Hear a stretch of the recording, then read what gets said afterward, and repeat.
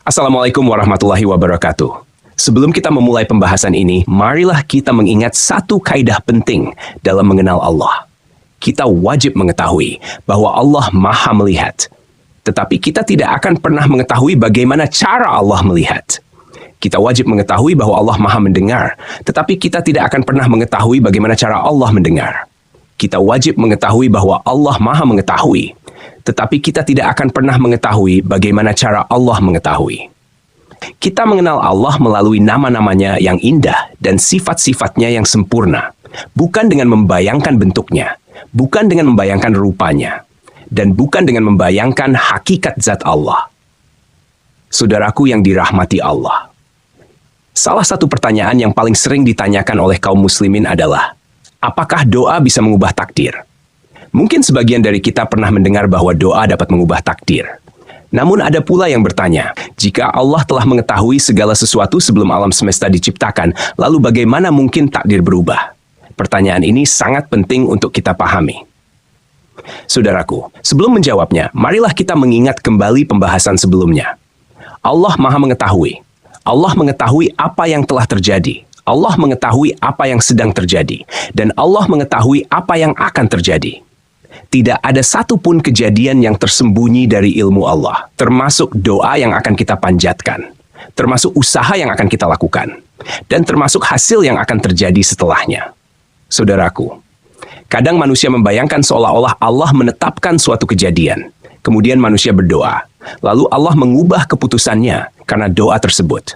Cara berpikir seperti ini muncul karena kita membayangkan ilmu Allah seperti ilmu manusia.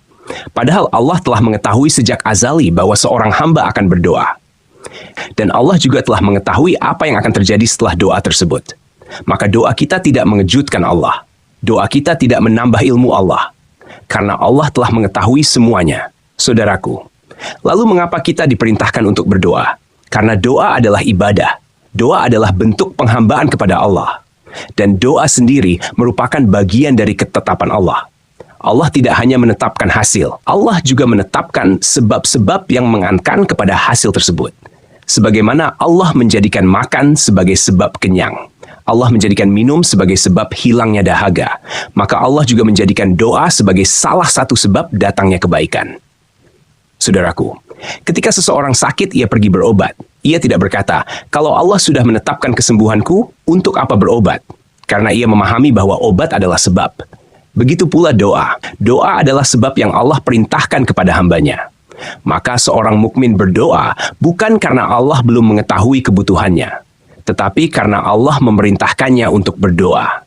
Saudaraku, boleh jadi ada seseorang yang memperoleh suatu nikmat karena ia berdoa kepada Allah. Dan boleh jadi Allah telah menetapkan sejak dahulu bahwa nikmat tersebut akan datang melalui doanya.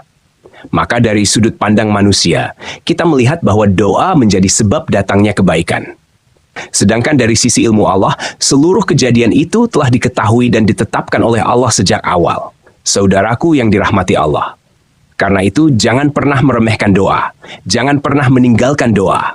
Dan jangan pernah berputus asa dalam berdoa.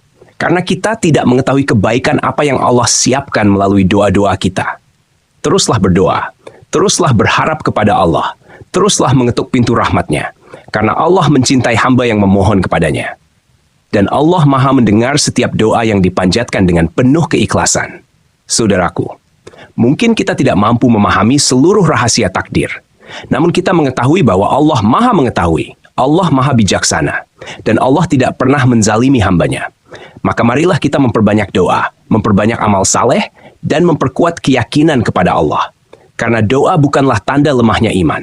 Justru doa adalah tanda bahwa seorang hamba menyadari betapa ia membutuhkan Tuhannya. Semoga Allah menambahkan kepada kita ilmu yang bermanfaat, hati yang tunduk kepada kebenaran, dan keimanan yang semakin kuat dari hari ke hari.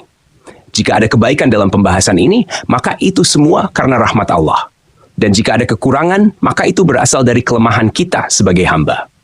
Sampai bertemu pada pembahasan berikutnya. Wassalamualaikum warahmatullahi wabarakatuh.